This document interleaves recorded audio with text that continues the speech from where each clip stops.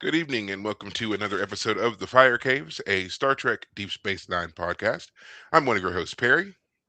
And I'm your host, David.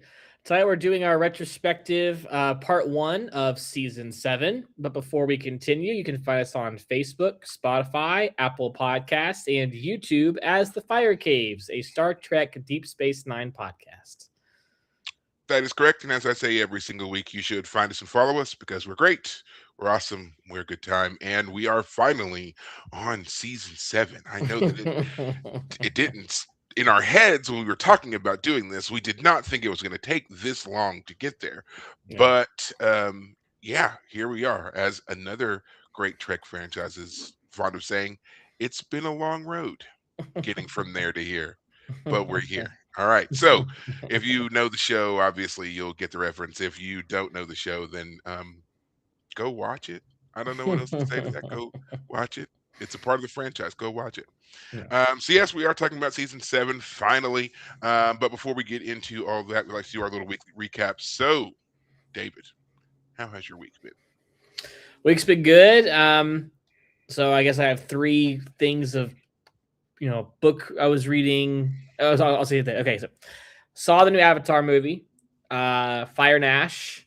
It's good. It's just more of the same. There's frankly nothing groundbreaking about episode 3. Uh, You the know, Return of the Human Empire. I don't even know how you want I'm to call I'm it. glad I'm glad that you brought up Avatar first because I saw a couple things and it made me realize that beyond the first Avatar movie, there's been nothing else in that franchise that really makes it um It's not returnable or whatever. There's nothing, like you said, there's nothing groundbreaking anymore in right in what they're terms of showing plot. you. I mean, the visuals are beautiful. Don't get me wrong. It's the whole point of Avatar is that it's set in this beautiful fictional planet and it's just gorgeous. 100% true. It's beautiful to look at. Still is. The plot at this point, it is taking its time. I mean, the ending of this movie is literally the ending of the first one, just redone. It's just, hey, did you like the ending of the first one? Well, here we go again, but bigger and better. Actually, it's to be fair, it's actually a combination of the ending of the last movie and the first one. It's they combined the big battles, the machines and the animals that are fighting in the first movie and the second movie. Those final battles, they combine them into one big third battle of this one. Everything happens now this time. So it's literally just more of the same. So it was fun in that it was Now, more of what I've already seen.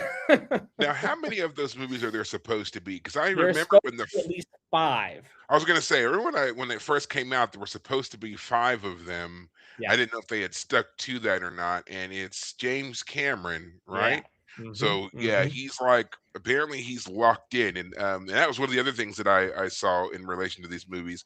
It was like, imagine after all of your success as a director, after all these years, all these decades, that this will be the franchise that you Are really known for, lock yeah. in lock in on and are going to be known for, and this is how you're doing it. Your last 2 movies in the franchise being, you know, lackluster flops, whatever term you want to use for Well, that. he's gonna Uh, drive this whole thing into the ground like as a on purpose. It's just it's one. interesting.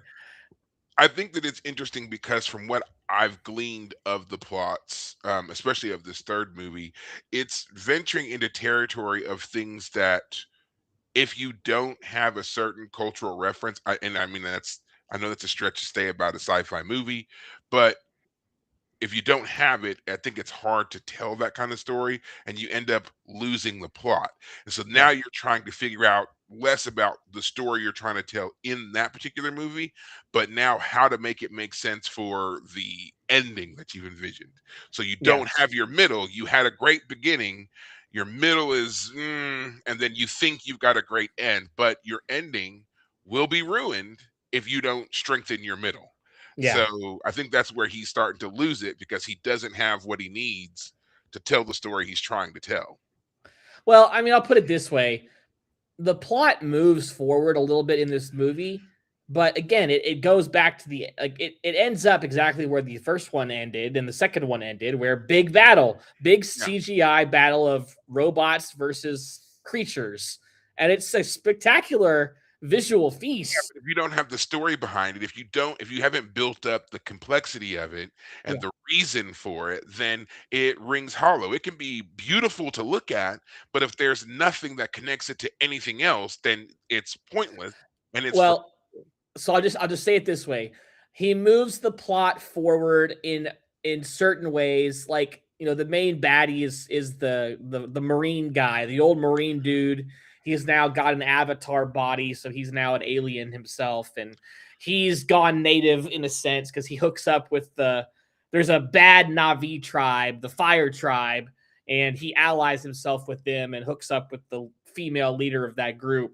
So he's gone native in his own way, and there's other things that happen. So, like, if you want to say, does the plot move at all? Yes, a little bit, but don't. If you go into Avatar 3 thinking I want to find out what happens, don't. no, yeah, no, stop. If you go into Oh, you Avatar silly little wanting, goose. yeah, wanting to have your thoughts, or challenged anyway. I mean, yeah, Oh, you're not gonna get it. I and understand. speaking Yeah. of that, I'll just say this. The whole idea that like humanity is so evil, like all of the good characters are literally the aliens, and then like the ones that Well, abandon humanity to join the aliens. Like there's no good human Well, characters. that's the ultimate, allegory. Because I mean, so many times throughout history, you have this kind, the advanced culture coming in and subverting the natives and whatever, So it's the same story being told over and over again. But what always stands out to me about those stories is there's never anyone who's like, "Hey, this is very similar to stuff that we did to these other people in our past, and it was terrible, and we're supposed to have evolved from that, yet we're doing the same thing now. Like, we did that Right. 100 years ago, and now we're right back here doing it again to these people. Maybe we shouldn't do that." And that's the thing about those stories that I hate the most, because no matter what, it keeps being repeated and no one is learning the lessons. And yet in the same breath, in the same story where it's happening, you will have someone who talks about, you know, humans have evolved and we're this enlightened species and there's no poverty and there's no war on our planets, there's no whatever. And it's like, yeah, but you're still doing the same freaking terrible stuff. Well, here's So, here's the here's the irony in the Avatar movies. If you remember from the first one, what they're trying to get is called, of all un- things, unobtainium. unobtainium. Yes, I remember. So Like the that was bar enough. was this low. That took me out of the movie. I remember that specifically Yeah. with all the beauty and everything else. And then They when he called it unobtainium, I stopped. I was like, yeah. really? They might have as well called it Really? MacGuffin. We need Right. MacGuffin. Yeah. Well, here's the thing. In the second movie, they introduced the idea that, oh, actually, we don't need unobtainium anymore, obviously, because that was such a bad idea. But at the very least, you could understand in the first movie that, like, they think they need this particular mineral. But in the second movie, I don't know if you've seen it, but they introduced the idea that the whale creatures they're more intelligent than humanity, and their very brain juice stops human aging. So it goes from we need resources in order to like survive because we've destroyed Earth to we want to stop rich people from aging and they're paying for all of this terrible thing we're doing. So it like kind of undermines even the original movie of like, well, no, we need to do all these horrible things This is we need to do it. Now it's just we're a bunch of a-holes. this again strikes of lacking of a particular reference. This sounds like James Cameron is trying to tell multiple stories in one. You have the exploitation of a people for a resource in the first one. The second one, you now have the butchering and possible extinction of creatures Yep. for the benefit of the rich. And Right. I have not done enough or know enough of the third one to totally distill it down the way you can those other Oh two no, you got it. yet. But You have yeah, found the plot of Avatar yeah. 3, sir. There you go. And so it's like, so once again, you have this person who is trying to tell a story and lecture us on something, but they lack a particular frame of reference to make their story resonate the way that it should. So then when you get to these big climactic moments, they're oddly anticlimactic. And then for me also another, layer on the cake there of why I can't is you have reprehensible actors in your movies. So I refuse to be lectured at from people who are terrible. Not just I understand they're portraying characters, but they themselves, as people, are awful. So you don't get to stand on the moral high ground when I know you suck. Yeah. All right. And I'm not necessarily trying to maintain any kind of moral authority or high ground myself, but I'm just saying, you Don't know, you pretend. Yeah. yes, Yeah. choose your mouthpieces wisely. And in fact, there was a particular person who was giving an interview and was talking about a character in the movie being obviously racist. And I was like, huh, interesting that you of all people would be pointing out someone else being racist. It's like, you the story didn't there weren't any similarities firing off in your brain. You didn't hear anything that made you think maybe my own person is Right. lacking. No, but you spotted it in someone else, but you missed it all in yourself. Yeah. Got it. Stay over there. I have Right. no interest whatsoever. Right. So there's that. Gotcha. All right. The second of three things is I've been working through Stranger Things because the last season's currently in the process of being released. I just tonight started rewatching season 4 because the next batch of season 5 episodes happens on Christmas Day. So I want to be caught up so that the finale, by the time the finale comes out at like on New Year's Day or whatever, or New Year's Eve, I'll be caught up in time to watch the finale. Okay. And a sidebar while I'm talking about that, the Daily Wire, which is a conservative news site, they've been trying to branch out into full-on storytelling, like a full-on TV show. And they're going to do something called the Pendragon Cycle, the I Rise of the saw Merlin. that. I saw some promos for that, not previews. Yeah. It comes out in full in January, and you have to be a subscriber to their channel, to their website to see it. But they are going to release 2 episodes for members on Christmas Day. So I'm looking forward to that because the production value actually looks really good. I don't know how well it's going to be because they are a first time. I mean, they've made some movies, they've released some movies, and they were okay. Nothing like spectacular, but this looks pretty good. I'm really looking forward to it. It's based on some books, so I'm going to try and. I didn't realize. Well, they had announced that they were going to release the whole show in January, so I had prepared my reading schedule so I would read the books before that. But then they announced they're going to go ahead and preemptively release the first 2 episodes on Christmas Day. So I'm going to start reading that tomorrow because today I finished reading The Count of Monte Cristo, the full version this time, because as a kid I read an abridged version. And oh my gosh, man, so good. You and I were talking about it last night. Mhm. It needs to be a full-on TV show. It would be perfect.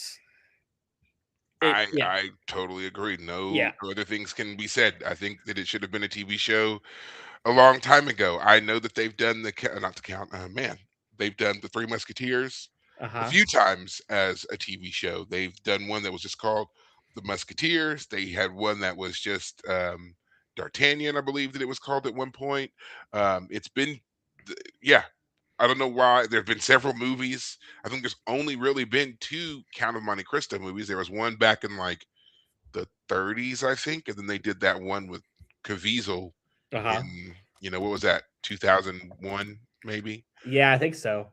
Yeah, so Um 2002s yeah. actually. But yeah. They So did do a French version last year. I did watch the trailer. It looks good, I'll have to but check it out it's because I didn't even know that it existed, but I'm willing to definitely check it out because it's a great story, and I'd like to see right. how they did it and how true to the story they stayed. It But does seem more closely related to the actual yeah, book, which again, for those who are unaware, the Count of Monte Cristo is one of the longest books ever written. It's my copy is a little over 1,200 pages. So it was took me like a it's month to read involved. it. It's Yeah. definitely, but it's also so worth it. I would say that The Count of Monte Cristo and The Three Musketeers are 2 books that you should absolutely take the time to not just read, but to enjoy reading. Yeah. They're such great books. So like for whatever pace it is that normally set for yourself on reading or whatever, you should absolutely take your time and read it and look stuff up if you don't know it. Look stuff up even, like to give yourself like a frame of reference. Like I remember when I read The Count, I looked up all the islands, all of them, to just try Mm. to give myself a frame of reference of where things were and what Hmm. things looked like and all that stuff. And it's like readily available. In fact, there is a website that like I wish I could remember what it was, but I remember I found it, and it gives you links to all of the named places in the book. So you can go and like look, and it's got pictures and stuff like that to go and see, again, great frame of reference where things Right. are supposed to be, like Chateau d'If and all that kind of stuff. So, like, yeah, take your time and really like get into it. And I promise you, it's not time wasted, and you will definitely enjoy it. And do the same thing for the Three Musketeers when you get the chance. Yeah. Yeah.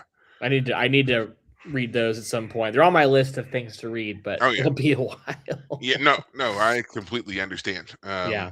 So and Dumas is great at giving you, the equivalent of side quests in his books. So um, don't get upset when it suddenly seems like the story has veered off and you're hearing about different characters and all that. Don't worry about it.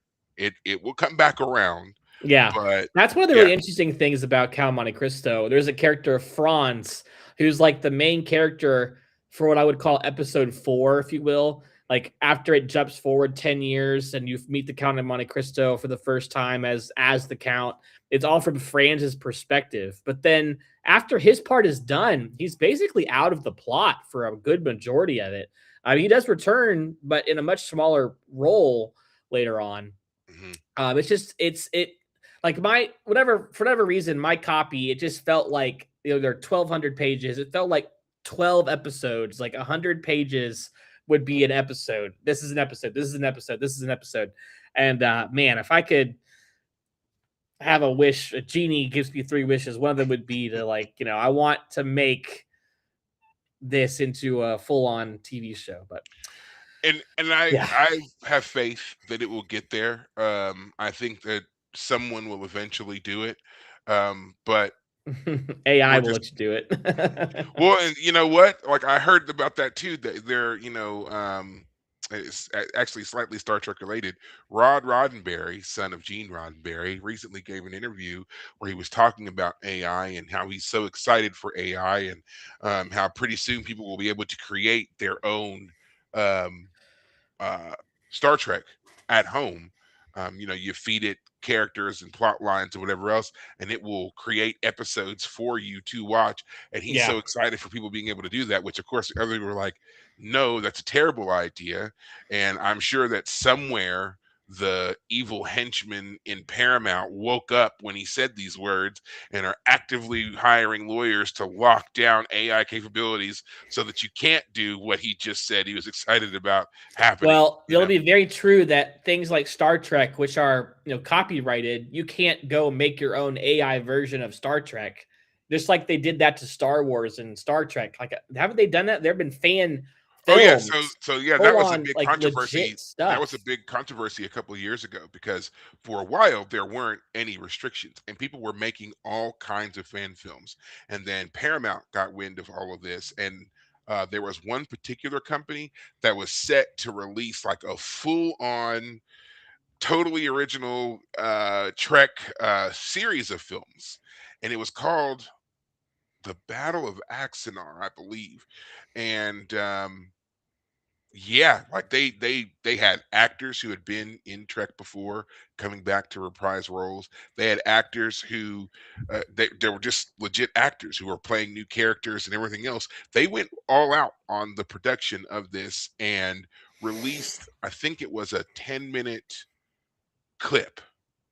And this was part of what was already filmed of a 30-minute first installment. And when Paramount saw it, they shut them down. And now on YouTube, you can go and you can watch the abridged promo from that 10 minutes that they shot. Right. But the whole project, it'll never see the light of day. They completely killed it. So, and it's been quite controversial because there are some people who are still campaigning to get it, get the full rights and be able to release it and everything else. But it'll never happen. It will Yeah. absolutely never happen. That project will never come out unless they like sell the rights entirely to Paramount and can make no money off of it. Then maybe Paramount might release it. Now, since we're on the subject, Paramount has been doing this with a lot of other things, Trek related. They ended all of their licensing ties with Netflix, and they have also effectively killed um, Prodigy, the animated show for kids. Turns out the reason that they did that was because they were gearing up for the new Starfleet I Academy project, oh right which okay. was very similar to the premise of Prodigy. These Hmm. upstart kids learning what it means to be in Starfleet and be a Starfleet officer. So it's Right. it's the same premise. They didn't want a show to compete, and that's why Prodigy ended when it did. They were trying to basically wipe the board clean and give this new show its start. So everybody who was working on it, they didn't tell them any of this. They just said, "That's it. You're done. 2 seasons. You're out." Right. So yeah, there you go. Also, it's been announced that Paramount is ending all of their licensing with other streaming platforms that had access to Star Trek around the globe. So now Paramount Plus will be the exclusive home of all things Trek, and I believe that will be effective January 2026. So the only place you'll be able to get it is Paramount unless you own it. Now, on that front, rumor is that all the you want to buy your DVD box sets of whatever show it is that you like, or all of them. um do it now, because in a couple months all of those things are going to have a significant price increase, and there will be a restricted access. So it'll be like you won't be able to buy the DVDs and stuff like that after a certain amount of time. And then when they do re-release them with their remastered versions and whatever else, the price tag is going to, you know, skyrocket. So Right. get them now. You can get the Blu-rays, the DVDs, all of them are available on Amazon. I know that you may not want to give any more money to the big monster that is Paramount Plus, but think of it this way: it's just one more, and it's a one-time purchase. Once you own them, you have them. You can watch them. You've already been watching them again and again. You won't have to worry about it ever again. Anytime you want to watch them, you can just run over to your shelf, grab one, pop it in, and watch it. Versus having to pay for yet another streaming service to do it. Right. Um, there you go. Just take it for what it is. I know there'll be plenty of people who won't do that, who you'll just pay whatever when it happens. But I'm giving you your warning now. Right. Since we're on it, in other Trek news, um, Star Trek: Strange New Worlds has officially wrapped its final season. Now, we only have access to up to season 3 of that show. The show was slated to run for 5 seasons. They have finished filming of season 5. Season 4 is scheduled to drop in, I think it is January of 2026. 2026, obviously. So here in a few months, we should be getting it. Less than a month, really. We should be getting it, and then of course you have to wait a whole another year before you get season 5. Between the release of seasons 4 and 5, the Academy show is also supposed to be dropping. So you'll get to a point where there'll be a brief overlap. You'll have season 4 of Strange New Worlds, season 1 of the Academy show, then season 5 of Strange New Worlds, season 2 of the Academy show, and then that's it. It'll just be the Academy show. There are no movies, there are no other TV shows, there's nothing Trek related in production, or even in whispers of being in production, beyond the Starfleet Academy show. It seems like Paramount is trying to basically dial in the focus and the access for Trek, Uh, and making the new vehicle the Academy show. So um, there you go. I'm still on the fence as to whether or not I'm going to watch it. I've heard arguments for why I should. I've heard arguments for why I shouldn't.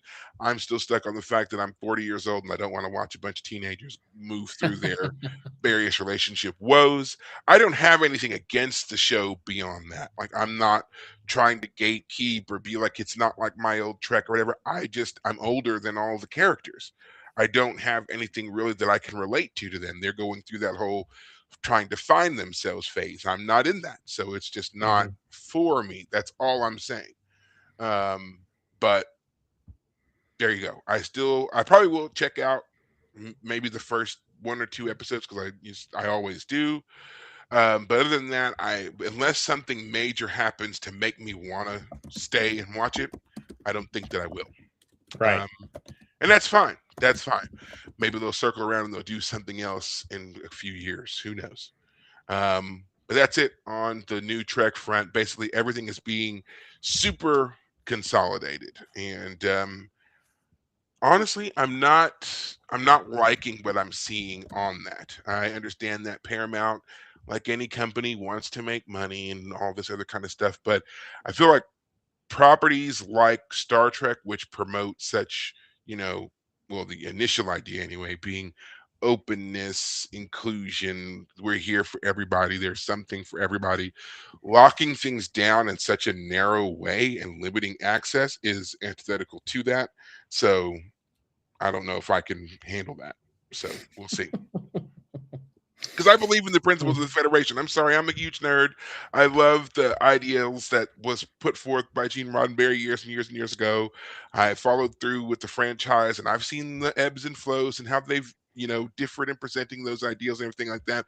But the large umbrella idea of we're here to work together to better everyone, to enrich everyone's life is the main thread in all of them.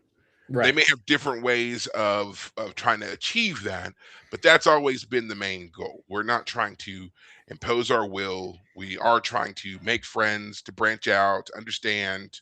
That has been Star Trek's message. And seeing things that are literally the opposite of that occur, uh, yeah, Yeah. can't do it. So, with that all being said, we are now going to officially turn our attention to Star Trek Deep Space Nine and the seventh season. I know that All that's right. really what you've been waiting on, not me getting all preachy. I apologize. I try my best to have a very, very tiny soapbox, but there we are. I can't help All it that I'm right. also 6'9", so standing on the soapbox is still pretty Oh, he's using his 6'9" status. Had Six. to. I thought it was 6'8", Barry. You said like Well, 6'9". well, no, I went to the. I thought I told you the story. I went to the doctor, and I've been going to the doctor, and at one point we were talking about my height and issues and things like that I had, and I said the same thing. I'm 6'8". This has always been my, whatever. So my doctor actually had me lay down because I've been measured before, and it's always been the same. I'm sure that everybody's done it. You've done it. You go in, you stand up against the wall, and that little Yeah. thing comes down on your head. And you're 6'8". Right. Well, so I was talking with the doctor about it, and she said that typically what happens, especially if your doctor is significantly shorter than you, the doctor or nurse who's measuring you, if they're shorter than you, they can't angle the thing right. So they Mm. don't get it right. So often people Mm. who are extremely tall do get shorted, really, Hmm. because the person adjusting it can't really reach to do the thing. Interesting. Right. Okay. And then they don't let you do it because they don't want you fudging it to make yourself taller or whatever. So the police report doesn't have the wrong height when they're looking Mm, for you. right, basically. So she was like, so there's another way that they can measure you, which is essentially you Lay it lay down. down. You lay Mhm. down and you don't have to worry about your shoes or anything like that, and because you're up off the ground. And so that's what she did. I laid down, she stuck the tape measure thing, she wrapped it around the base of my foot, and then she pulled it all the way up my leg, and then wrapped the thing over my head, and then took my measurement. And she's like, "Yeah, you're 6'9" and zero something something Wow. inches." And I was You like, grew an inch. "Oh." And well, that's what I said. I said, "I guess I've grown." She goes, "No, probably you just never had yourself measured properly. Yeah. And you were just taking whatever they told you." And I was like, I wasn't mad. 6'8". I'm fine with that. I'm not gonna Now you never can be mad. finally ride the roller coaster, Perry. You're now Yeah, tall enough. right. There it is. There it is. That was the goal. I needed that I missing. bet you don't get anywhere near a roller coaster. I haven't been on a roller coaster since I was like 15, so you're Yeah. right. Yeah. Yeah. So yeah, that's what she said. She's like, you probably just were never measured properly. No one ever did it, and you didn't fight it. So who's to say? And Right. she was like, what about it? I was like, well, of course, all of my doctors are shorter than me. There's no 6'8" doctor just waiting in the corner. Now's my time. I get Other to than measure this you guy. meeting Shaquille O'Neal, I mean, I really don't know anyone who could give you a run for your money. So, fun fact: at a Star Trek convention, I met the actor who plays Mr. Home, Loxana Troy's valet that you see in Oh, Star Trek: right. Next Generation. Yeah. He's like 7'2", Oh my 3. gosh. And so, yeah, that was the first time in my life when I met him. I was 21 years old. First time in my life at 21 that I ever had to look up to someone, and it wasn't just like, "Oh, hey, you're tall." It was like, "Whoa, Hi. Yeah. what's up?" It's a good 5 inches. Yeah. Yeah. So Wow. I'd never had that happen to me before, but in that instance, I did, and so yeah, it's yeah, I don't like it. Let's just say that. I'm glad there's not a bunch of other tall people around. I like being the tallest person in the room, so Right. I'll admit it every day. I do. I love being the tallest one. There. But we're not here to talk about all that. We are here to talk about season 7 finally, Yeah. finally. 30 minutes And in. Thanks for hey, waiting and listening to us ramble, guys. hey, Appreciate it. it was great information. You got an update on David. You got an update on New Trek. It was not time wasted. All right. No. Image in the Sand starts us off in Yeah. season 7. This is the episode where, again, from season 6, we know that Cisco has kind of had I guess we could call it a crisis of faith moment, and he Yeah. is unsure of himself, so he leaves the station. Jadzia is dead. He, is back home now, trying to figure out what to do next, and he starts having visions of this black woman's face in the sand. That's the episode Image in the Sand. I believe this is the episode also where he gets stabbed. Is this where he gets attacked? I guess so. By He's the Paul working Wraith out back guy. the Yeah. true way, the new Paul Wraith Fellowship, Cult. whatever Yeah. cult. Yeah. He's scrubbing clams or something out in the back, and Yep. a guy walks up to him and stabs him. And Thankfully, Esri shows up to help save him. yeah, he's finally with Esri. He is on the move, right? Yeah, she comes back and introduces herself, Esri Dax. Well, that's how They're the having episode their ends. Is she shows up? That's right. And back on the station, Kira's in charge. She's working with Admiral Ross, and Admiral Ross brings in that Romulan commander Yeah. who she's wanting to have medical bases set up on a Bajoran moon. Right. This is that episode where they find out that it's not actually military, or not medical bases, but they're military installations. They Well, put Shadows those. and Symbols. It's the second episode of Shadows and Symbols, and um, it's like a 2-part episode. We Yeah, should it get. is. Yeah. Image in the Sand, and the other one, like you said, Shadows and Symbols is these two. So, but we see the initials of Shadows and Symbols in this one. We're Right. introduced to the new Romulan character who Kira's going to have to work with Admiral Ross. They're trying to hold everything together while Cisco's off on this sabbatical trying to find himself. He starts piecing together who this image is that he's seeing. Jake helps him out with that in an episode because Jake's like, I've seen her before. He Yeah. finds a picture of her. They put it all together. They ask Joseph about it. Joseph freaks out, and Right. then he finally tells him that's your real mother, not the woman that you think of as mama. This other woman is your mother. Right. We were briefly together. She had you, and then Disappeared. Went to disappeared. Australia. Yeah, wherever. Um, so yeah, there's that. And then, yeah, like we said, towards the end of the episode, Ben is attacked, but then he's, all right. And then Esri walks in, and now Cisco's like, I'm ready. I'm ready to Right. go. I know where I've got to go. This place called Tyree. He keeps saying over and over again, we've got to go to Tyree. And Right. now he's finally ready because Dax is back and can help him out. That's essentially this episode. It's not necessarily a bad episode. I think it's actually a great premise for a start of a season because it's giving you a lot of information and a lot of little like dangling bits that need to be solved. Right. We have a new Dax that we need to get to know. This mystery woman that we've pieced together is Cisco's original mother, and what's the strange connection between her and Tyree, and ultimately what is she to Ben? Why is he dreaming of her now? Um, after all these years. So Right. I think this was a great setup for the seventh season of this show. Um, what are your thoughts? What do you remember? Yeah, I'm gonna say it now. I don't know how much I've really emphasized this. I think I have mentioned it, but I'll just say it more clearly, most clearly now.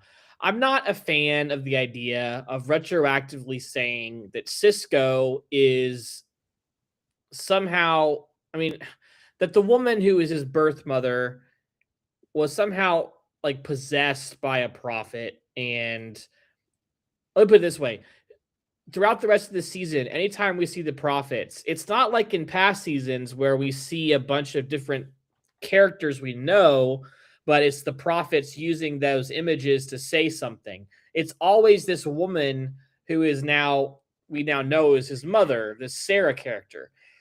I just don't like it. I think the idea that Cisco showing up in the very first episode, Emissary, he's just a normal guy. It's not that he was special before he came and then like he finally he didn't come to himself in that episode in the sense of like realizing his greatness. That was the beginning of his journey. So Mhm. the idea, and this, let me put it this way, this is a very common thing to have happen in any kind of storytelling. As you move through the plot, the author, the storyteller wants to make the main character feel more important, and they emphasize something to make that bigger and better.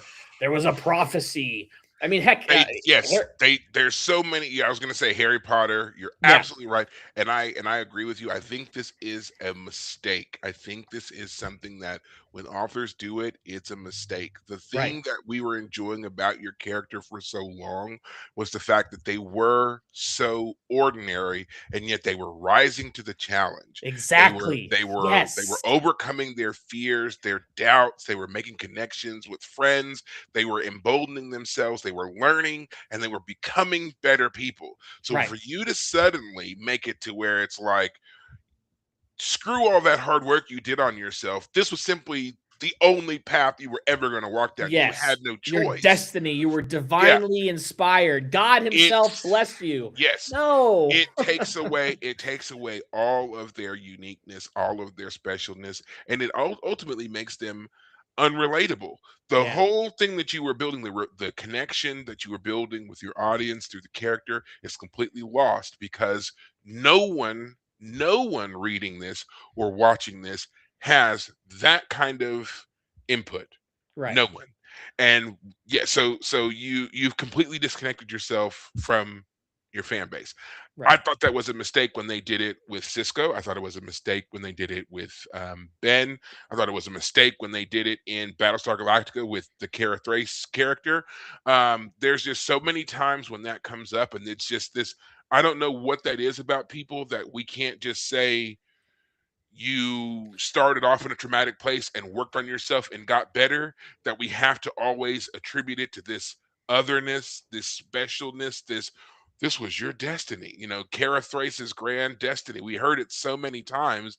It's just it detracts from like I said, everything that you've watched them go through. Yeah, yeah, I exactly. don't know why they do that. And I just want to say how you defined that so well when you just said it. You were an ordinary person rising to the challenge. That's why we loved you. And now, well, it also puts a weird burden on these characters now. Now they And have to, that's exactly that's the next phase of it.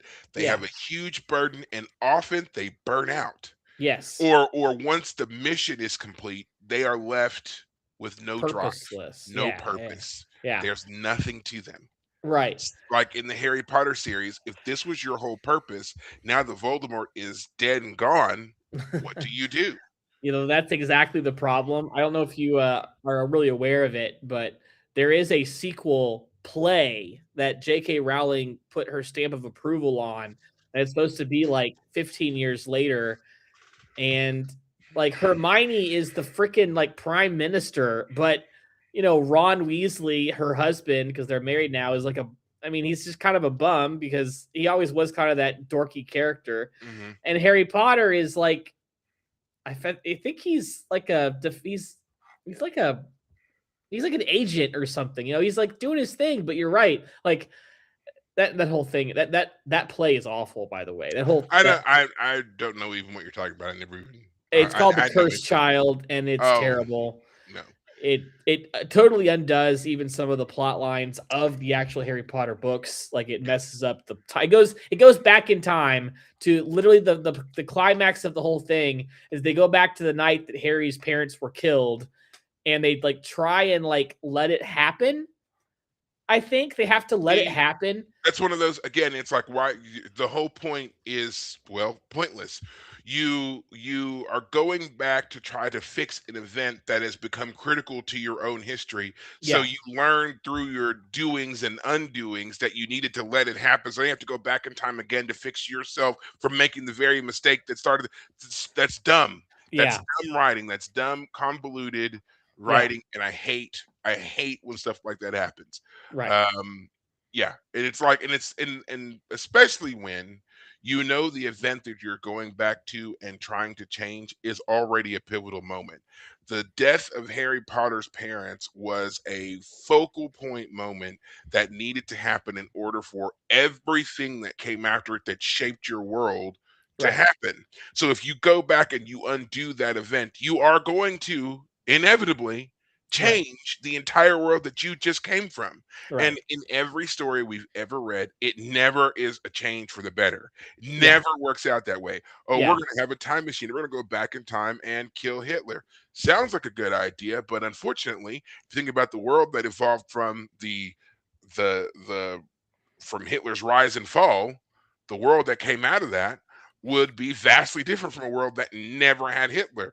right. I don't know what that world would be. We love to think that it would be better, but something tells me, wouldn't be. Probably be horribly worse. So stop with that being the Yeah, thing of time travel.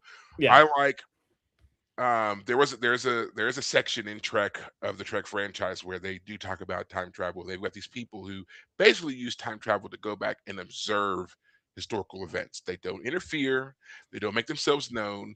It's kind of just like going back and taking pictures, right? Right. And that's it. That's what they do. They go back, they observe and record the event. According to history, it says it happened this way. We've now gone back, we've seen it, it did happen that way, confirmed, kind of like, confirming your science, right? That's it. They don't interfere and then they move on. Right. I like to think that they've been doing this for a long time, and that's why you can have holodeck programs that look so realistic because they've gone back and like literally taken Actually, images and everything. Yeah, right. So and yeah. that's why when like Picard's riding his horse in the meadow or whatever, it's because somewhere someone went back to a meadow and whatever and like scanned the image. Actual Meadow. And No, my yeah, yeah. favorite one would be the one where Data is playing. I think is it cards with Einstein and Yeah, it's Einstein, Stephen Da Hawking. Vinci, Stephen Hawking, Galileo, Yeah, all and those they're guys. all, and they had actual Stephen Hawking because he was alive at the time. But yeah, the idea that no, we know how he looks because we went and scanned the poor bastard. Yeah, we went back, we digitized them. Uh, But yeah, um, I think that's why time these kind of like predestined stories, again, it ruins everything that you've done. We've watched Cisco from season 1 pilot move through this PTSD, rediscovering himself, his purpose, getting reattached to his mission, his connection with his son.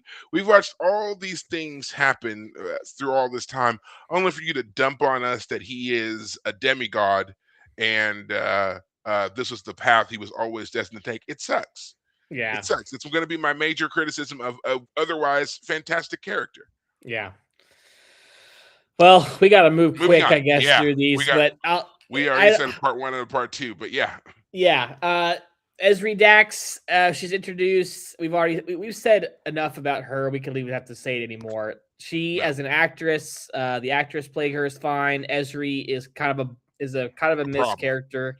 Yeah, Uh, episode 3, I do like only in the sense that I like the idea that Garrick was having his claustrophobic attacks because he was actually having a moral kind of crisis of yeah, I'm hurting Cardassia, but I need to because they're allied with the Dominion. Like I have to hurt my people in order to help save them, kind of thing. I liked that. It was kind of an interesting insight into like, psychosis. This was an But this Esri was an Dax was not the character to I was to going to say bring this was an that up. interesting episode because it was supposed to be more about Esri, but it quickly Yes. became all about Garrick. Yeah. This was supposed to show that Esri could function on Deep Space Nine, that there was a need for this type of character, and and again, I do not blame Nicole DeBoer. I just think that they did not do enough to sell us on her being a competent therapist, and Andrew Robinson is fantastic as Garrick, and he quickly took over the show. He Right. very quickly took over the show, and we've had this criticism of Esri before. We in other episodes, and we'll get to it again. But her therapy style seems to be, well, whatever it is that the person is going through, they seem to already have a handle on how they want to work it out. So I'm not going to push them or bring any kind of professionalism to it whatsoever. I'm just going to let Exactly. them do whatever it is that they're doing. And he and Garrick in the height of his episode here, he reads her and breaks her down to the point that she's Yes. like crying. Yeah. And it's such a departure from the known strength of the Dax character. I think that's where a lot of the dislike for Dax, for Esri Dax, Yes. comes from. Right. It's because that's nothing that we ever saw from Jadzia. It's nothing that we ever heard of with Curzon. It's nothing that was ever, a part of the character as far as we knew. This lack of competence and foundation in Yeah. oneself. Well, and it just hits on the head too, because like her whole thing this episode is like, I don't know if I want to stay or go, or I'm terrible at my job and I'm feeling so out of place. And like it just just It was not good yeah. for her. It was not good for Yeah. her. It'd be great if the character came in and said, I'd rather her be this like schizophrenic character almost. Like Yeah, she's I having to merge on the yeah, fly with these characters that are in because her head that as she's like, she's yeah, because as she says many times, she wasn't an initiate. She wasn't trained, wasn't ready. There was an accident when they were taking the Dax symbiont back to Trill. She was the only Trill on board, so they put it in her to save the symbiote. symbiote. Yeah. So yeah, I would have appreciated that more if they had shown her as, in one instant, she's very confident and informed on herself because she's Yeah. an adult person who's gone through Starfleet and everything else. So yeah, but then for her to suddenly find herself overwhelmed at times by the personas, Jadzia, Curzon, Audred, whomever, like all of those, yeah, I would have loved to have seen that. Yeah. We didn't And get it, that. it really could have given us the idea that, yeah, it was not, this character was not ready to be Dax. So she is like, just the idea that like all the personalities, like sometimes this personality is kind of taking her over a bit. And that's where like you could have the threat of the murderous one. Like, oh no, she's getting clever and she's being real sneaky and we need to like watch out. But I And don't this know, is they didn't take no, risks with Esri. They no. totally chose a very unrisky version of the character. Because they wanted us to like her quickly. That Yes. was the point. They had a point to prove, and they wanted us to like her quickly. And this is also another episode where I have a problem with everyone else because they quickly jump on board with of the Esri Dax train, and then they Yes. get mad at Worf for not. And Yes. I'm like, he's actively grieving his wife who just died 3 episodes And ago. you guys You even knew her for monsters. longer than You he knew did. her, right. You knew Yeah. her longer than Worf did. He's still grieving his wife. And y'all are like, well, don't worry about Worf. He's just being a big old dumb stupid Klingon. You're cute, so you're fine with us. I wanted to, and I remember saying this when we were covering this episode before. I wanted to punch all of them square in their nasty, licentious faces because they Yeah. were just so awful to this man. And then we have the scene where O'Brien goes to Worf's quarters, and Worf is like, just kind of drinking alone and whatever.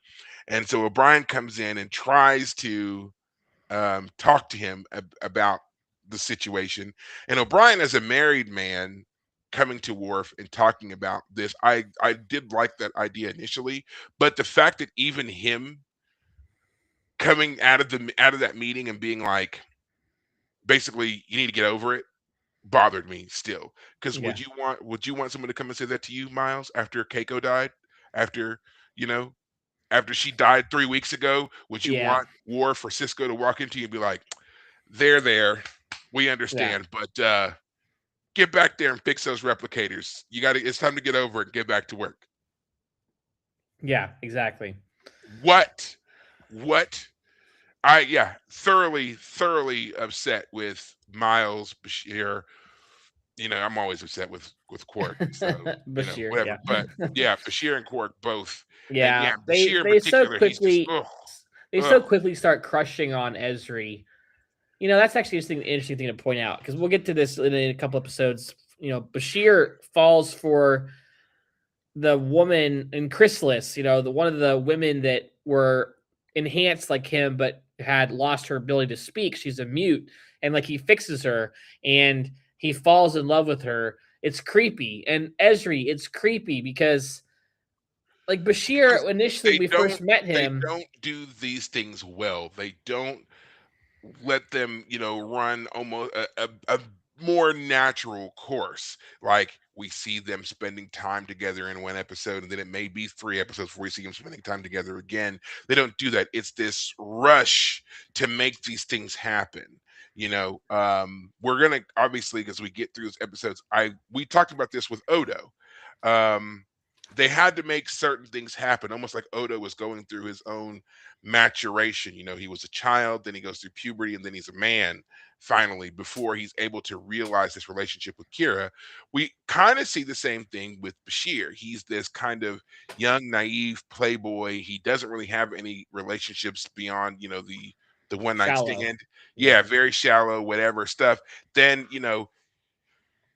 the cat and mouse with Jadzia fizzles out finally, and then here comes Esri, and we see that he's already gravitating towards her, but he's not ready for Esri yet. They have to throw in a curve of showing that he's matured enough. So we invent the relationship with Serena, the mute chick from Chrysalis. We Right. have to show that he's moved beyond the superficial and that Right. he can actually be in love. And lo and behold, here's a character for that. And then of course she's like, you're not the one, but it's cool that you're there in your life. Um, Now he's got a ready-made psychologist to take care of him, and they eventually get together. And I still think that was reprehensible. I just don't see, like, okay, fine. I think that y'all should have waited until you had moved on to other postings or whatever and reconnected, Mhm. not be doing it in Worf's face, basically.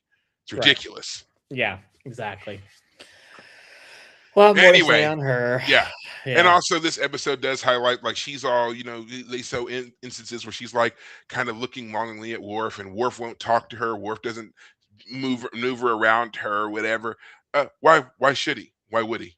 Like, Right. stop being so hurt that, yeah, he doesn't want to deal with you. Like, be thankful, weirdo. Um, yeah. Next episode, take me out to the holosuite. This is a kind of throwaway episode, fun, but throwaway episode. This is where Cisco gives into um, the challenge thrown down at him, the gauntlet, basically, by the Vulcans, who come off as extremely arrogant and racist in this episode. They've been studying humans and human culture and whatever else, and have found themselves superior in every way, which Cisco takes umbrage to. Of And course. to demonstrate their superiority, they're going to play a game of baseball.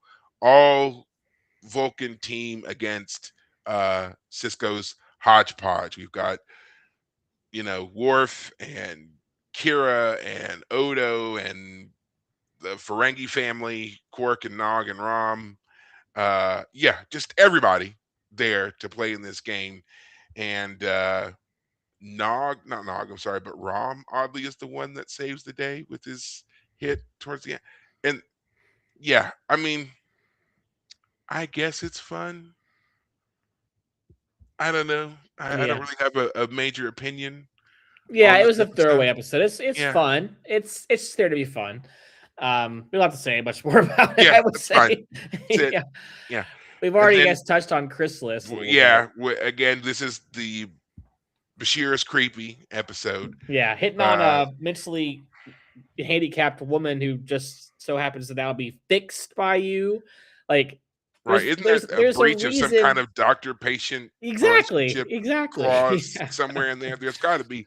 It's just weird, and Uh, I can't help it. I but don't know if it's Bashir is the kind of guy who would say rules are meant to be broken. You just know he's said it on multiple or occasions. he's genetically engineered, so rules don't apply to him and don't apply to them. She's also genetically engineered, which Right.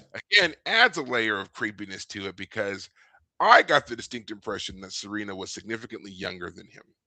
I don't Yeah. know if that was really the case, but I thought that she was Well, somewhere around like maybe 20 to his 35, 40, yeah, you he's know. in his 30s, she's in her 20s. I mean, it's the doctor-patient relationship more than anything else. Well, I only highlight the age thing because again, with the genetic engineering that she went through at a young age, there's every reason to think that also developmentally she's, even though she may appear to be 20, 21 years old, whatever, she might not be there mentally and in regards to like experience, stuff like that, especially if she's been, locked in her own head, unable to really talk to people and learn and grow that way. So Right.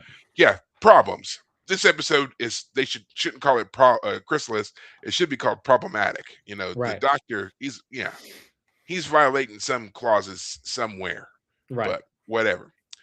Then we have treachery, faith, and the Great River. This is an interesting episode. This is where Odo is contacted by, Wayun. is this Wayun 6? Yes. And he is defecting. Damar has killed Wayun 5 in some sort of coup. Wayun 6 was brought online, but he's actually more. He is sympathetic to the idea that the Dominion is doing something that's going to cause them to suffer, and to he's not defecting because he hates the founders or the changelings at all, or he Yeah. thinks he's doing it on behalf of the founders of the Yeah, changelings. because Because he's like Odo is also he's like one. they've lost their way, and from what I'm seeing, they're going to lose, and they need someone like Odo in charge. So I'm coming to you to get you to be in charge. This leads to them being chased in a runabout, which why Odo took the runabout to get Wayun makes no sense to me. Well, isn't this also Um, where they introduced the idea that the changelings are experiencing the disease? yes, this is where we get wind that this has happened. We don't know officially that it's a disease, but Wayun 6 tells us that something has happened to them. Right, and we And see the so, changeling woman for the first time showing yeah, signs of something. yeah. Yeah. I this is an interesting episode because we don't think of Wei Yun as a sympathetic character at all. And yet No. here is a sympathetic Wei Yun. He's like, no, I And so this actually have explained to something to us, say. right? So this is actually explained to us in the fact that when they go through the cloning process, certain things about the genome of the clone are tweaked so that Yeah. they do have a certain type of personality They can to better serve the yes. founders. So Right. in this case, he was considered as Wayun 7, who's brought online basically, as Wayun 7 tells us there was a problem when they in the cloning process for Wayne 6, and they tweaked him too much in Right. one direction, and he came out overly sympathetic, and that's the problem. Because Right. they are supposed to be these kind of sycophantic characters, but it's to a certain degree and only towards the founders. They messed it up, and now he's like, Odo's the only one that I feel like aligns with me enough. And then Right. as we find out, Wayne 7, they tweaked him to make him all the more ruthless, not so much of a sycophant, which Right. is why he's leading the charge here. And they decided not to tell the Jem'Hadar that Odo is on the runabout they're firing at, because the Jem'Hadar are bred to never hurt a founder. And so they wouldn't have been firing on the runabout if they knew that Odo was on board. Right. So yeah, that's Wayun's call to make on that. Also in this episode, the great river is something that Nog enlightens us to. Um, O'Brien is trying to put the station back in order after, the Dominion had its brief control. He needs several parts and things like that. He asks Nog to help him out on getting them. Nog begins to make a series of deals and trades and so forth and so on to get certain things. And this leads to the captain's desk being missing. Some wine, some blood wine that Martok has ends up getting uh, misplaced, we'll say. And eventually, though, Nog makes good and gets things back to where they're supposed to be. Interesting B plot of a story, but it's there.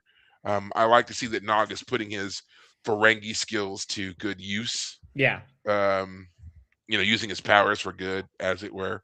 But yeah, again, interesting episode more for Odo and the Wayun storyline, and seeing that even in the cloning process, there can be some change ups. Right. Um, After this episode, we run into what was it called? Once more unto the breach. Right. Um, that one is a follow up on the core and other was core and who else? Kor, Kang, and Koloff. I know they all have K names. Yeah. So this is like Yes. the third of 3 episodes, right? About Yeah. core. So as we know, Kor, Kang, and Koloff, we originally were introduced to them when they were chasing down the albino. After that, Kang is the only one who survives. No, I'm sorry. Kor is the only one who survives. We see Kor a couple more times, but in this episode, it's basically Kor is at the end of everything. He's recognizing that he's old and he's also having memory issues. Uh-huh. And with all the war and battling going on, he wants to be in it, but no one is giving him any kind of leadership role. He comes to Worf and persuades Worf to use his clout with Martok to get on board one of the ships. Martok is pissed when he finds out that Worf has put Kor on a ship, and Martok treats Kor pretty savagely. Rudely. Yeah. Yeah, he's very As it rude turns towards him, out. and it turns out there's a reason. Yeah, Yeah. a long time ago, uh, Kor had basically shunned Martok because Martok was from a lower class family, Yes. Yep. and Yep. yeah, Kor is royalty, and Yes. despite all of Martok's accomplishments and everything else, he was like, "Yeah, you're still lowborn though, so Right. no, you don't get whatever." So then Martok had to take the long way around to get to where he is now, but he's And never ultimately forgotten. he ends up as leader of the Yeah, empire. and now he's like the leader, yeah, right. But he never forgot that. And he tells Worf that. And then there's this beautiful scene, which is surprising coming out of Klingons, but there's this scene where they are it's after Core, no, it's two. In the beginning, we see that everybody on the ship has gravitated towards Core. He's the legendary Dahar master, and everybody wants to hear all of his stories, right? And then later on, Core makes a mistake because Core is having memory issues. He's having the Klingon equivalent of Alzheimer's, basically. Right. And Core makes a huge mistake. He almost costs everybody on the ship their lives. And so now he's kind of become like the ship's fool and they're laughing at him or whatever. So then there comes the scene. They're in the mess hall and no one wants to sit near him. And people are making jokes about him and everything else. And Martok comes in and joins in. And he's really ruthless towards Core in this scene. And Core says to him, something along the lines of be careful of the wine of youth. Its taste may be sweet, but after a time you'll find it turns bitter on us all. Something like that. And leaves. And it's just this great reminder of everybody's defeated by time and age. Yeah. You can't stop it. Yeah. And there was a time when again Kor was the man. He was the Empire's badass. Him and Kang and Koloff, they were unstoppable, legendary characters, and now, time has made him, you know, something else. Right. So I just really like that because it's so hard in stories like this to understand that your favorite characters are going to age, and eventually we all pass, we all die. It's going to happen. Right. Um, and so for Klingons, there's nothing worse than dying from old age because you've outlived everything. You outlived the point of being useful, Hmm. which is what Core is dealing with here. That becomes what this episode is all about. Core wants to feel useful and powerful again. And he doesn't have that at all until these final moments when he takes charge. And there's some ships that are following them, and their ship is just damaged enough that the Dominion ships are going to overtake them before they can reach safety. And so Martok says that someone has to delay those other ships, and Worf is going to go on that mission. It's a Right. suicide run, and Worf is going to go on that mission, and the reason that Worf is going to do it is because obviously Worf is honor bound, but also Worf is still struggling with the death of Jadzia. And he's like, I'll be reunited with Jadzia and Stovacor, and I can save all these people. This is fine. Hmm. But Core is like, yeah, you've still got a lot of life to live. There's things that you got to do. I'm already at the end of my life. I can do this. And he knocks Worf out. He beams over to the other ship, and he does it. He goes and he turns all those ships. He engages with all of them, and that's the end of Core. He dies saving everybody on a Martok ship, the Rotaran. Right. So, yeah, great ending. Great ending for this episode. I really enjoyed, and you talked about me before and how I love these darker endings and whatever else, and I think that is to me a perfect story. This person who kind of a Don Quixote situation here. He's at the end. He wants this one last great battle. He's losing his mind a bit, and then he finds finally the peace and the release that he needs in this last great battle, saving all these people. Right. Yeah, loved it. Yeah. Classic Klingon, you know, death, going out in a big old fight. So it makes sense for a warrior like him to do it. Yeah. Yeah, And the great. end of a character we've had some time to get to know and and love. it's So, and it's a fitting end. That's the other part of it too. It's a fitting end. He doesn't just we don't just drift off and we're left to wonder for the next however many decades whatever happened to Core, and you got to read about it in some beta canon or whatever. No, he's gone. We saw it here. He's dead. That's it. right. Um, yeah, I love this ending for him. So great stuff. Let's see. You want to do one more? One more. Yeah. Well, I guess we have the Siege of AR 558 and It's Only a Paper Moon are very important episodes compared to each other. So maybe we should do those in Well, I Covenant feel real like quick. all of those, yes. So yeah, we'll do Siege, Covenant, and Only Paper Moon, and then Okay. that'll be it for us for the evening. So there you go, guys. Buckle up. We're obviously doing all this on the fly. Okay, it's clearly on the fly here. So enjoy. Um, I've talked a lot. Why don't you give us the Siege this time? Yeah, the Siege is a great episode because it's one of the darkest in the whole series. Like I can honestly say, I Yeah, think it's the darkest. Would you yeah, agree? It's yeah. it's This is the horror of war yeah. in your They're face. it's a they're a they're rock and a hard place. They're trying to rescue a group of people, but what are they trying to do? They're trying to They're not trying to reinforce them. rescue them. They're trying to relieve some of them. Right. And there's a communications platform on this Yeah, asteroid, they and realize that it's they been have to broken, participate. and they've Yeah. got to fix it. And at the time, there's some kind of complication as to why they can't. And then the Defiant gets called away, and that's why they get stranded there because somewhere else is more pressing. Worf and the Defiant are called off somewhere else. Yes. Right. So Cisco, Esri, Nog, not Nog, yeah, Nog, Quark, who's there for some reason, Bashir. Yeah, they are the four that are left they're the ones that are left on the asteroid while they're dealing with these soldiers who have been stuck on this rock for quite a while.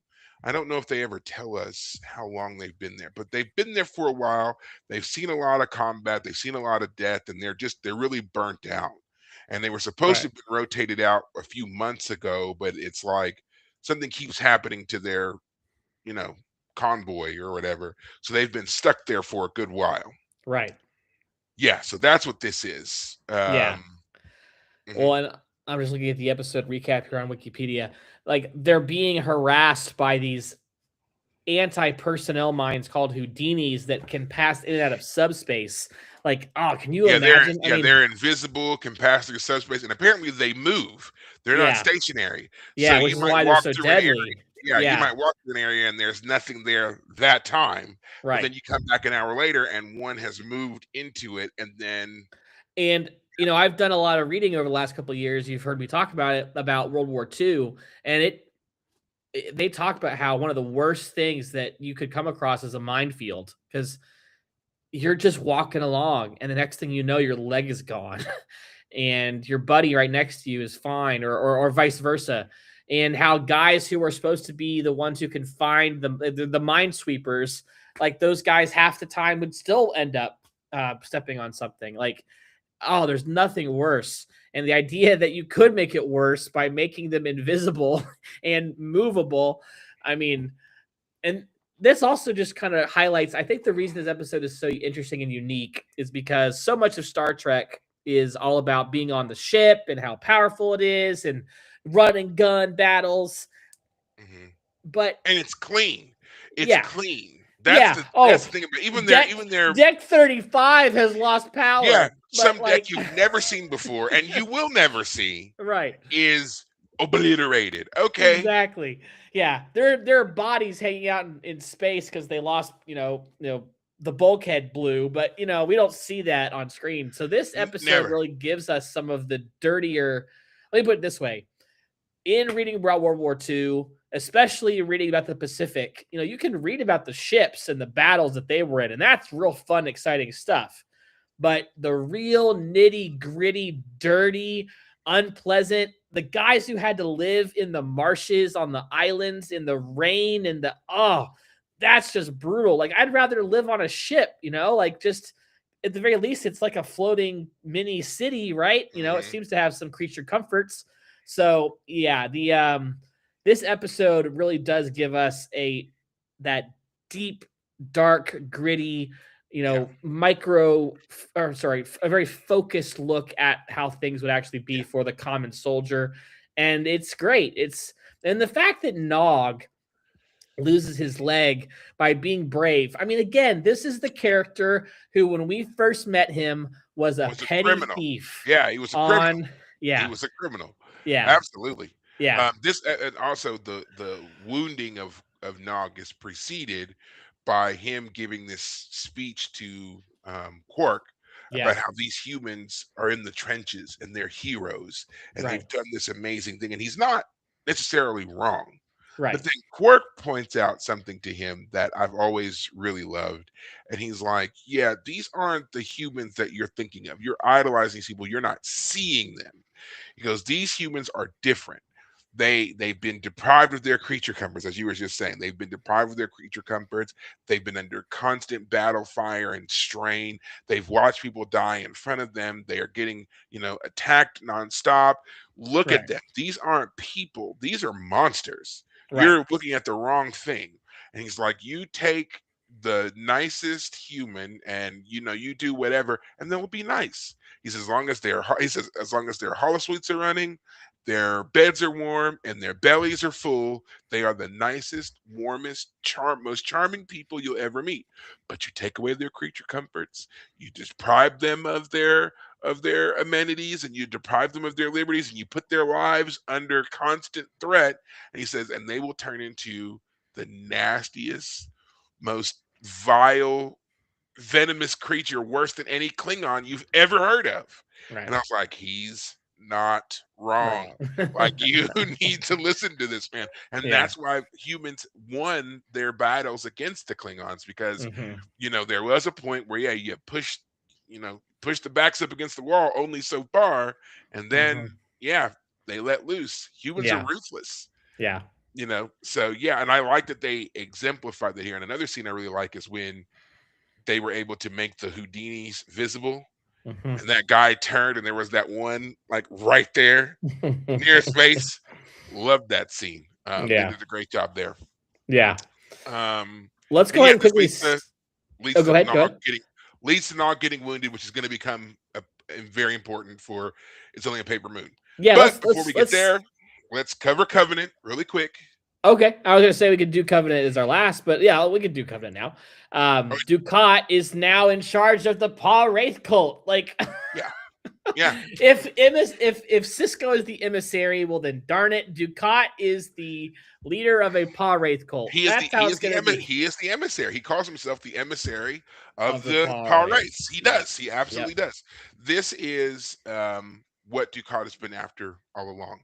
He has hated that Cisco has come in as an alien, a foreigner to the Bajoran people, and has achieved this godlike status to them.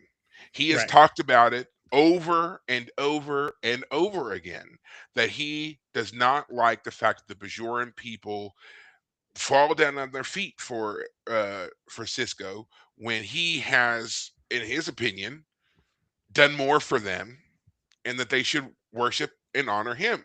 Yeah. And this is his way of getting that. And it also is a way of highlighting just why he's so wrong for that kind of role. This Mhm. episode. This episode is also another one that in the beginning craps on Worf again, which I don't, you know, and Worf's not even really in the episode or the scene when it happens, but it's right there towards the beginning where uh Quark comes to Esri, and or no, Yeah. he comes to Odo. Either way, he comes to one of them, and he's like, "Yeah, we just got a shipment of Gok in from wherever.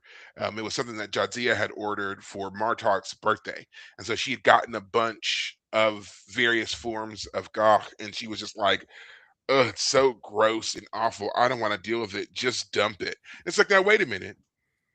Your previous life host had painstakingly arranged for this thing for a member of her family. She is married into the Martok family. She had done this thing. Why wouldn't you just give it to him? You don't have to do anything. Just give it to him. This is something Jadzia wanted you to have. She ordered it for you. Would you do that? I even thinking about that from a human standpoint. A loved one has passed on. You go to their house, and in going to their things, because that's what you do when people die, you find a gift box that they had been planning to give your niece, and they died before they could give it to him. And Right. you open it up, and you happen to find, like, it's a I don't know, whatever, a necklace, and you happen to think that the necklace is ugly. Are you going to throw it away? Yeah. No, you're still going to give it to your niece. Why? Yeah. You didn't buy it. The other person who died bought it. That was their gift to them. You Yeah. have no say in this. Right. And the fact she's like, oh, just get rid of it. I don't want to think about it. And then she proceeds to like name the different types of cock and gets upset as she's doing it. I was just like, ah, I hate you. Yeah. Ah, Yeah. Just another example of how they flubbed the character. God, it just bothers me so much. But anyway, we're not here to talk about that. Yeah. Covenant, Ducat, and they kidnap uh Kira. Kira. I don't know why I said Yeah. Esri. Yeah. And They the person kidnap that Kira. kidnaps her is her former cleric, Yeah. the one that she was taught by as a child. He has turned his faith from faith in the prophets to faith in the Paul Wraiths. And I mean, the argument, if I remember correctly, is like, we had this terrible, it's so ironic, the Cardassians treated us so badly, and they the prophets never seemed to really care for us during that time. So let's go worship the devil beings that are being Yeah. the priest of which is the very guy who was like in charge of how terrible it was Yeah. The during face the of our occupation. yeah, yeah. Like his I argument doesn't make any sense. Like and now again I don't obviously I'm not a cleric of any kind. Right. Um but yeah, I never understood his argument at all. He's been a lifelong follower of this particular religion, and then even through the worst times in his people's history, he was a devout follower of this particular religion. But then just all of a sudden, out of nowhere, he decides to take up with the literal embodiment of that worst time, of that trauma, of that oppression. Right. What? Yeah. Well, and here's the thing too, just on a religious level, you've probably heard of the Church of Satan, right? You've heard Yes. of people who are like the Church of Satan, which is supposed to be obviously anti-Christian, a rejection of Christianity, but they say that they don't actually believe in Satan. They say that they believe in the ideals of freedom, which the character of the devil embodies in rebelling against God, as seen in the story of Milton's Paradise Lost. Because if you know the story of Paradise Lost, it's the idea is that the devil doesn't want. He says better to rule in hell than serve in heaven. Yes. And so it's basically the philosophy of the Church of Satan. However, I want to point out that those people don't believe that Satan actually exists. It's more like they would describe themselves as adhering to more of a philosophy that has anti-religious aspects to it than Yeah, to an because actual religion. what I do know of the Church of Satan is they've more rejected, and in particular, they have rejected the tenets that we would more closely associate with Catholicism. Yeah, it's like Christianity over a whole, but it's the the kind of servitude that is particularly projected through Catholicism. They're Right. still they administer to the sick and needy, and they do donations and stuff like that. They do charitable good works and everything like that, but they are a voice of opposition against the establishment of uh, the church and greater Christianity, whatever. Right. But they're As a not out whole. here being like, putting, little, you know, we're going to a Satan rally and we're doing terrible things and we're beating people up and, doing all these like sins or anything like that. It's the idea of the Catholic state that they're against. Right. Now I could be a bit off on all that. Again, I'm not in any way a theologian, nor have I ever just gone to a Church of Satan thing and asked them or whatever. But just from the bits that I've seen here and there, that's how I've come to understand them. So that's my Right. understanding of them. Well, Not the saying reason that it's I bring them up is in particular, I mean, I don't know how many of these Bajorans have encountered the physical none of them. manifestations of, well, I mean, the orbs exist. Well, no, I believe that was in this particular episode what the cult of the Power Wraith was talking about, and for a lot of the followers of the cult was the fact that a lot of them felt that the prophets had turned their backs on them, and Right. that all they were seeing were these terrible things happening, but none of them had had an orb experience or any kind of personal contact Right. with the prophets. They were just kind of like out there in the world. And if there was a flood, they'd be like, I don't understand why the prophet sent a flood to my farm, Right. and things like that. And so they just started attributing all these bad things happening to the fact that they were followers of the prophets and that the Pares are way more active. And if we had actually prayed and honored and worshiped the Pares would have stopped the flood, not Right. realizing that no, they wouldn't. The Yeah. Pares are objectively evil. They Right. they they don't have any interest in you beyond they want you to worship them because it enhances their power. That's it. Right. They're not going to do anything for you. And Ducat is perfect for this because he's the same way. I'm not going to do anything for you because you don't love me, and then it's I'm not going to do anything for you because you don't love me enough. Right. So you have to, and the enough is a moving metric there. You Right. don't love me enough, and then we see him, getting up to his terrible ways. He's got the married couple that he's counseling, but he's doing individual counseling sessions, and in one of these or in multiple of these individual counseling sessions he has slept with the wife and gotten her pregnant, and then when the baby is born, it's a miracle. The power race wants you to know that you're following me correctly and that the next generation is going to be this true blending of the whatever. what? And it's like you can see it in the father. It dawns on him Yeah. Well, that I he's been made just a fool of. I just Ugh. love the hubris, the utter audacity of Ducat to try and play this off. And like to be fair, he knows it's so thin that he immediately his immediate plan is to have everyone commit ritual suicide so he Yeah, can escape. he sees it falling apart right in front of him, and so then it's like, oh well, you guys are a lost cause. We're all gonna take these pills, and you're gonna ascend Right. basically.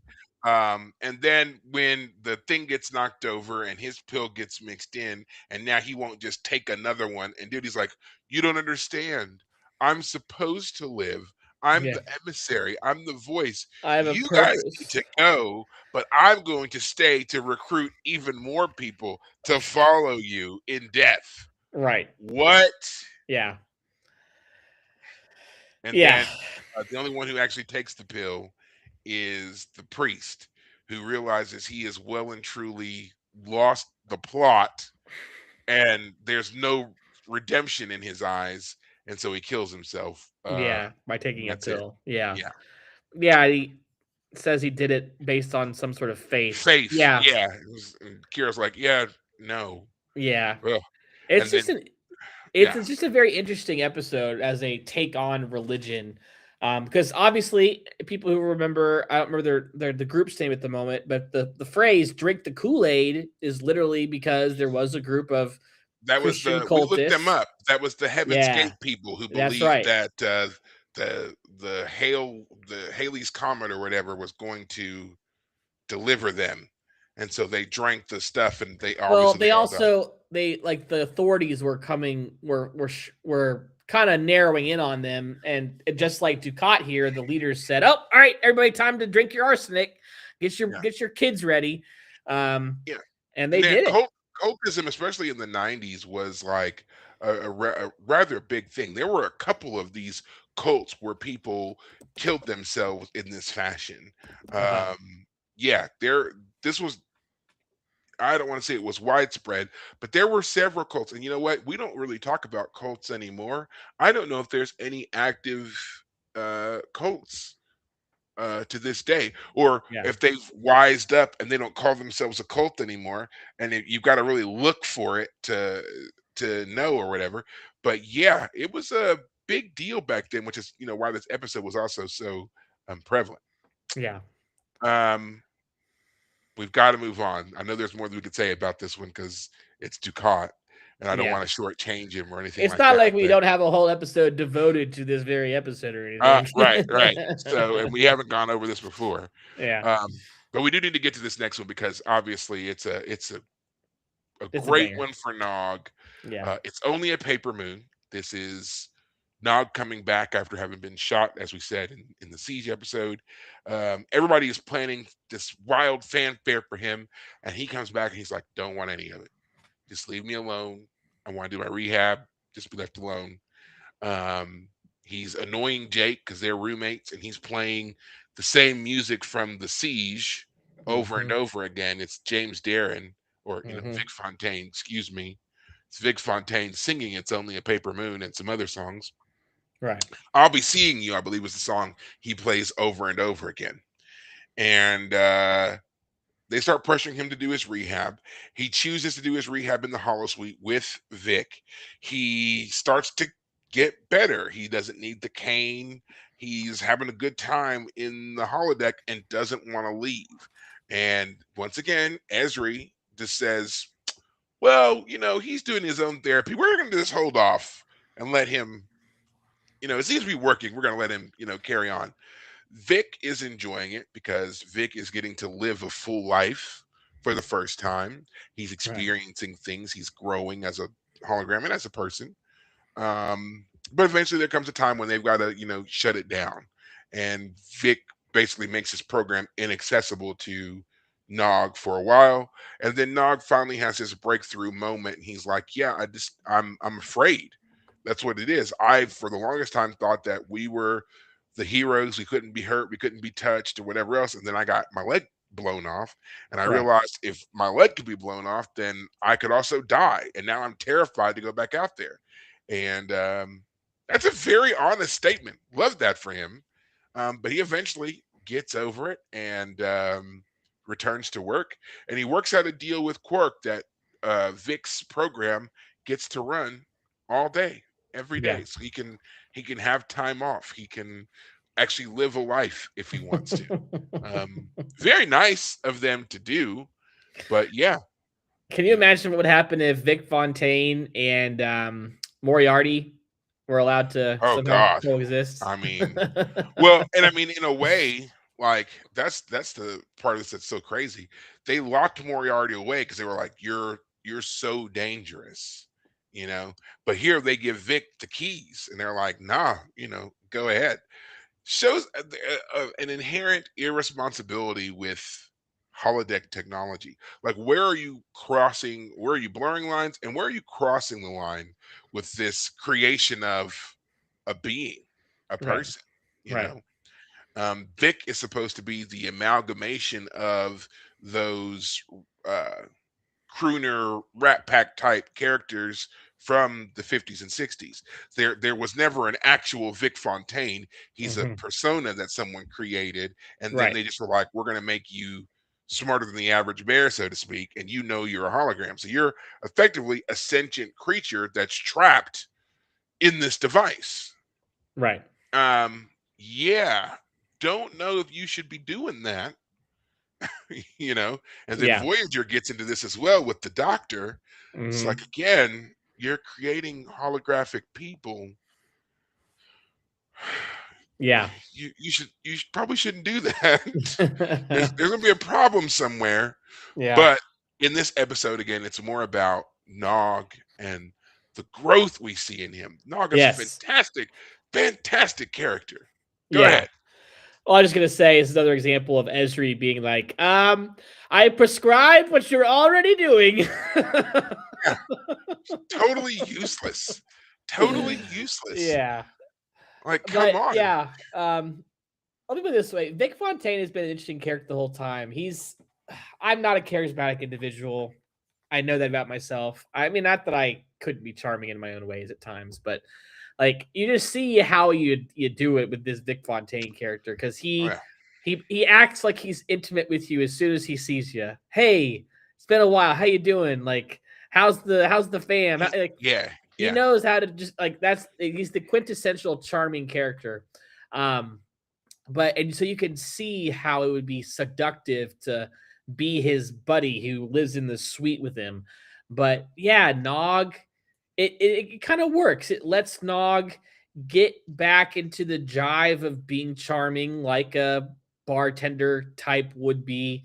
You know, Mhm. the Ferengi, as ugly as they are, they do see themselves as charming Oh, and yeah, they do. charismatic Oh, yeah, they individuals. And like that, my one of my favorite moments of this episode is when Nog is dressed up in a tux and he's like, I gotta go talk to this other character. It's a hologram character. What do Yeah, you yeah, mean? Rom comes to visit him, and he's just like, "Yeah, we're making so much money," and Rom's like, What do you "It's mean? holographic money. Like, what are you talking about?" And Yeah. he's like, "Oh, yeah, we gotta go and negotiate this deal. It's gonna be huge. We're gonna make so much money off of it." And he's like, no, you're not. Like, Yeah. you're playing out a fantasy. None of this is real. None of this matters. And that's also why he gets mad at Jake. He hits Jake in this episode because Jake comes Yes. in and is a reminder as well that this isn't real. This is a Right. game. Right. Like, that's really what this is. We are here to, which yeah. Now that the more I think about the holodeck, there's problems.